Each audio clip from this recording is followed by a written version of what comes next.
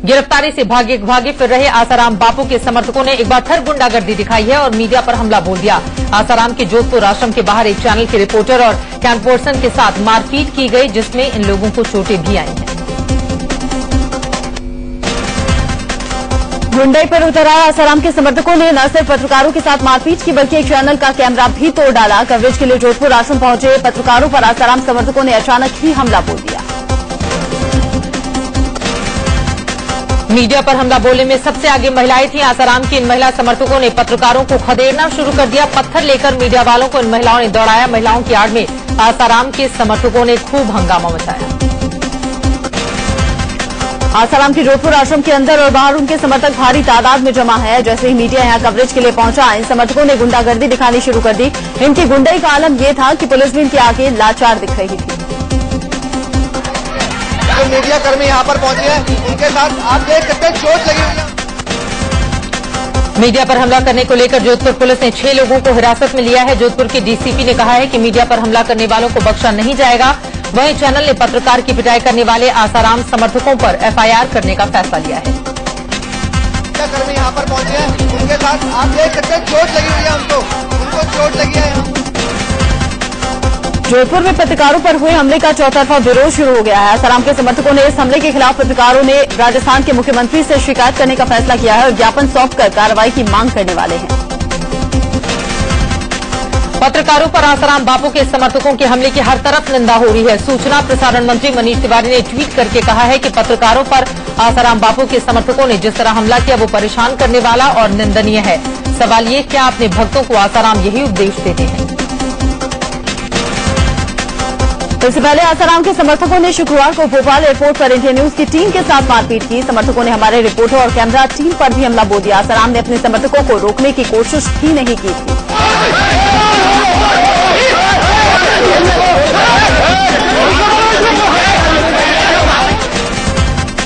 आसाराम और उनके बेटे की मौजूदगी में उनके समर्थकों ने इंडिया न्यूज के ओबी वैन में भी तोड़फोड़ की। उनके समर्थक मारपीट कर इंडिया न्यूज पर दबाव बनाना चाहते थे।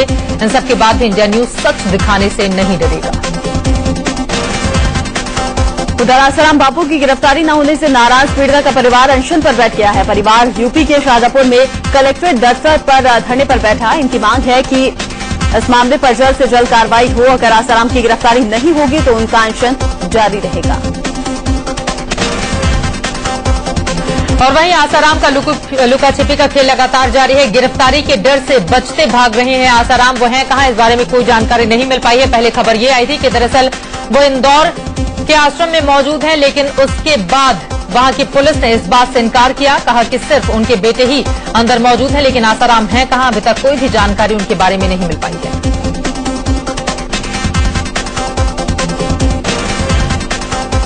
और वहीं इंदौर पुलिस का कहना है कि आसाराम बापू इंदौर के आश्रम में मौजूद नहीं है। वहीं जोधपुर पुलिस को जानकारी मिली है कि आसाराम इंदौर में ही है। जोधपुर से पुलिस की एक टीम इंदौर के लिए रवाना हो गई है। वहीं इंदौर आश्रम के आसपास सुरक्षा और कड़ी कर दी गई है।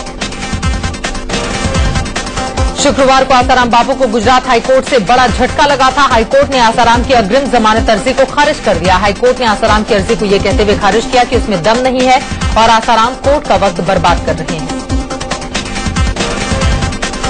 दिग्विजय सिंह ने कहा कि आसाराम बापू को भागने की जगह सरेंडर कर जांच में सहयोग करना चाहिए। उन्होंने ये भी कहा कि आसाराम ये गलत बयानी कर रहे हैं कि कांग्रेस ने उनके खिलाफ कोई साजिश की है। गुजरात के सीएम नरेंद्र मोदी ने भी इशारों में आसाराम पर निशाना साधा। मोदी ने कहा कि महिलाओं के साथ ऐसा कृत्य करने वाले लोग राक्षस समान होते हैं और इनकी मानसिकता बड़ी विकृत होती है। आसाराम बापू पर कार्रवाई को लेकर शुक्रवार को संसद में भी जोरदार हंगामा हुआ। जेडीयू नेता शरद यादव ने आसाराम की गिरफ्तारी न हो पाने के लिए केंद्र और राजस्थान सरकार पर सवाल उठाया और उन पर तत्काल कार्रवाई की मांग की। बीएसपी सुप्रीमो मायावती ने आसाराम बापू पर कहा कि अगर संत का चाल चलन ठीक नहीं तो सख्त कार्रवाई होनी चाहिए। आसाराम के खिलाफ शुक्रवार को इलाहाबाद हाईकोर्ट की लखनऊ खंडपीठ में एक जनहित याचिका दायर की गई। इस याचिका में कहा गया कि जब कानून सबके लिए बराबर है तो अब तक आसाराम की गिरफ्तारी क्यों नहीं हुई। आसाराम की अब तक गिरफ्तारी नहीं होने से निशाने पर आए राजस्थान के मुख्यमंत्री अशोक गहलोत ने अब उन पर हमला बोला है। उन्होंने कहा कि आसाराम घटिया बातें कर रहे हैं। आसाराम बापू के खिलाफ प्रदर्शन रुकने का नाम नहीं ले रहा। गोरखपुर में पूर्वांचल सेना के कार्यकर्ताओं ने आसाराम के खिलाफ जमकर नारेबाजी की और आसाराम संस्थान की एक दुकान बंद करा दी। थोड़ी देर में दिल्ली गैंगरेप केस के नाबालिग आरोपी को सजा सुनाई जा सकती है। उसे जुवेनाइल जस्टिस बोर्ड में लाया गया, जहां उस पर फैसला होना है। नाबालिग आरोपी पर रेप, हत्या का प्रयास और दूसरी धाराओं के तहत मामला चल रहा है। जब दिल दहला देने वाला ये पूरा वाकया हुआ था, तब इस आरोपी की उम्र करीब 17.5 साल थी। अगर उसे सजा मिलती भी है तो ज्यादा से ज्यादा 3 साल की कैद होगी। ये 3 साल भी उसे जेल नहीं बल्कि बाल सुधार गृह में गुजारने होंगे। मजिस्ट्रेट को दिए अपने बयान में पीड़ित लड़की ने सबसे गंभीर इल्जाम इसी नाबालिग आरोपी पर लगाए थे। पीड़िता ने कहा था कि उसके साथ सबसे ज्यादा दरिंदगी इसी नाबालिग आरोपी ने ही की थी। जुवेनाइल जस्टिस बोर्ड के फैसले का पीड़िता के परिवार वालों को भी इंतजार है। पीड़िता के पिता ने मांग की है कि नाबालिग आरोपी को किसी भी कीमत पर फांसी से कम सजा नहीं होनी चाहिए। जम्मू कश्मीर के तंगधार सेक्टर में सेना ने 5 आतंकियों को मार गिराया है। ये आतंकी सीमा पर घुसपैठ की कोशिश कर रहे थे। घुसपैठियों के पास से 6 हथियार भी बरामद किए गए हैं। कांग्रेस में निष्कासित और आरजेडी सुप्रीमो लालू प्रसाद के साले साधु यादव ने इशारों ही इशारों में सोनिया राहुल पर निशाना साधा। उज्जैन के महाकाल मंदिर में पूजा करने पहुंचे साधु ने फिर दोहराया कि वो नरेंद्र मोदी को पीएम बनाना चाहते हैं। रेलवे रिश्वत कांड में गिरफ्तार 6 आरोपियों की न्यायिक हिरासत आज खत्म हो रही है। इन सभी आरोपियों को आज कोर्ट में पेश किया जाएगा।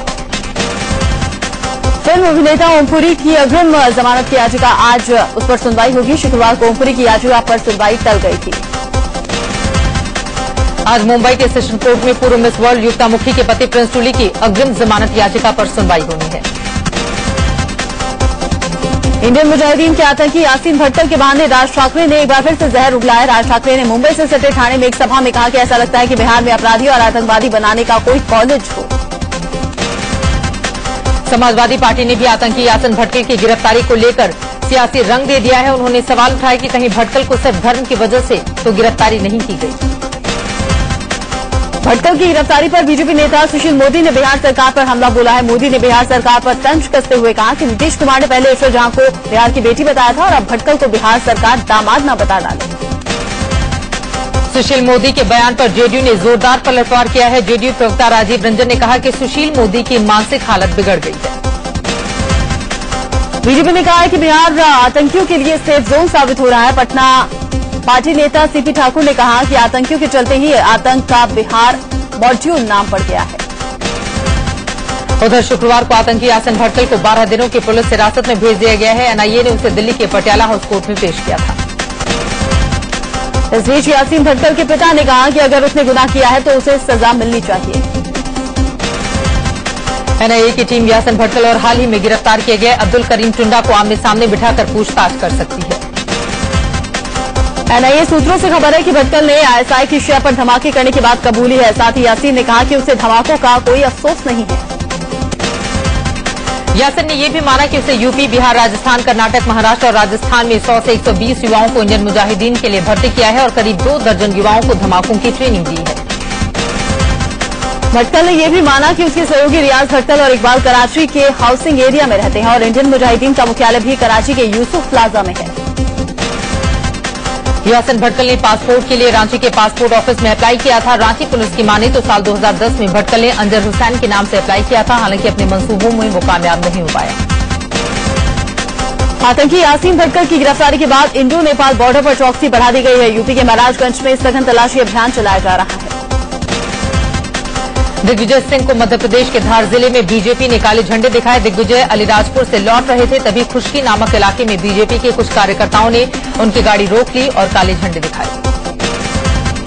गुजरात में बीजेपी नेताओं ने कांग्रेस के विरोध का अनोखा तरीका ढूंढ निकाला है। बीजेपी ने ताश के पत्तों में कांग्रेस नेताओं के कार्टून बनाकर बाजार में उतारे हैं। मध्य प्रदेश के छतरपुर में मुख्यमंत्री शिवराज सिंह चौहान का एक पोस्टर चर्चा का विषय बना हुआ है। यहां लगे पोस्टर में चौहान की एक तरफ की मूंछ गायब है।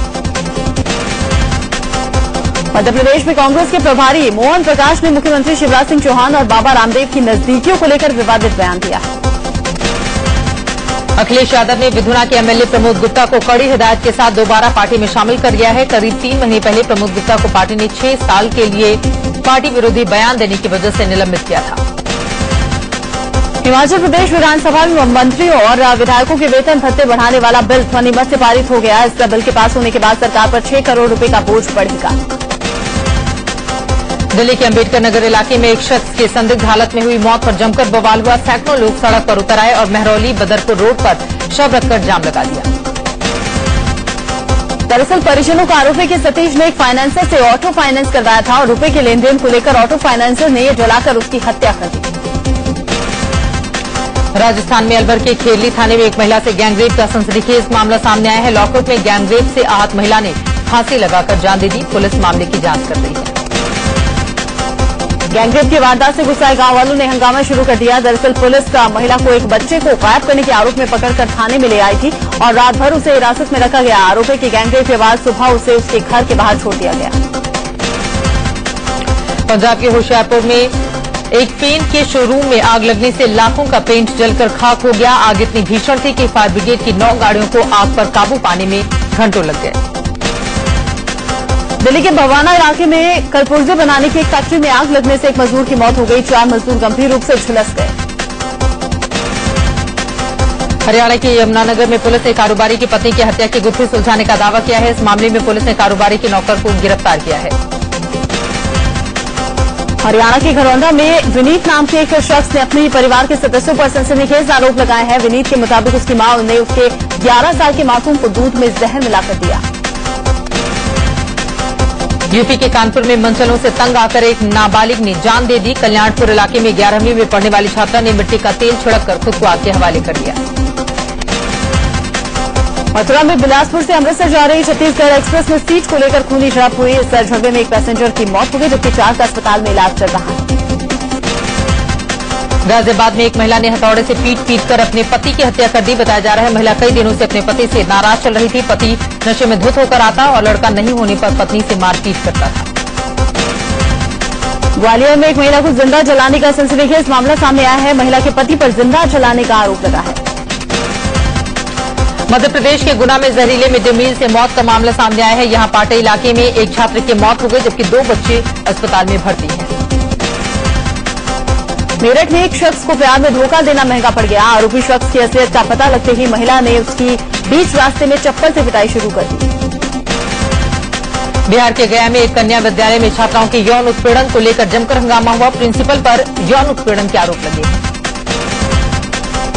अलीगढ़ मुस्लिम विश्वविद्यालय कैंपस में स्टेट बैंक के मैनेजर से मारपीट का मामला सामने आया है। यूनिवर्सिटी के छात्रों पर मैनेजर से मारपीट का आरोप लगा है। आईआईटी गुवाहाटी में एक प्रोफेसर के खिलाफ छात्रों का प्रदर्शन जारी है। प्रोफेसर लिंगराज साहू पर आरोप है कि उसने एक छात्र को मैसेज भेजकर शादी करने का प्रस्ताव रखा था। फैजाबाद में यूपी पुलिस का एक बेशर्म चेहरा सामने आया। जिला अस्पताल में जहर खुरानी गिरोह का शिकार हुए एक शख्स को पुलिस घसीटती हुए अस्पताल के अंदर ले गई के साथ गिरफ्तार किया है। पटना में उफनती गंगा के निचले इलाकों में बसे हजारों घरों को बर्बाद कर दिया है। यहां का खाजो कला घाट भी पूरी तरह से डूब गया है जिससे शवदाह करने वाले लोगों को काफी मुश्किल हो रही है। बिहार के खगड़िया में प्रशासन और एनडीआरएफ की टीम की मदद से बाढ़ के बीच फंसे लोगों को बचाया गया। यहां गंगा और गंडक के उफान की वजह से कई इलाके बाढ़ की चपेट में हैं। यूपी के बलिया में उफनती गंगा तबाही मचा रही है। रामगढ़ इलाके में बना मां दुर्गा का प्राचीन मंदिर गंगा की लहरों में समा गया। मध्य प्रदेश के छतरपुर में 2 दिन से बारिश के चलते लोगों का जीना मुहाल हो गया है। जिले में कई मकान ढह गए हैं। अलीगढ़ में आयोजित नॉर्थ जोन जूनियर ओलंपिक प्रतियोगिता में उद्घाटन में यूपी की महिला हॉकी खिलाड़ियों से झाड़ू लगवाई गई। जब इंडियन न्यूज ने आयोजकों से इस बारे में पूछा तो उनका जवाब था कि इन खिलाड़ियों के पास कुछ काम नहीं। मुरादाबाद में इन दिनों चाइनीज भगवद गीता लोगों के आकर्षण का केंद्र बनी है। 2 सेंटीमीटर चौड़ी और 3 सेंटीमीटर लंबी इस भगवद गीता को खरीदने के लिए लोग खासे उत्साहित हैं। 22 साल के लंबे अंतराल के बाद एयर इंडिया ने सिडनी और मेलबर्न के बीच में रोजाना सीधी उड़ान शुरू कर दी है। अब भारत से ऑस्ट्रेलिया को उसके बीच में सीधा संपर्क जुड़ गया है।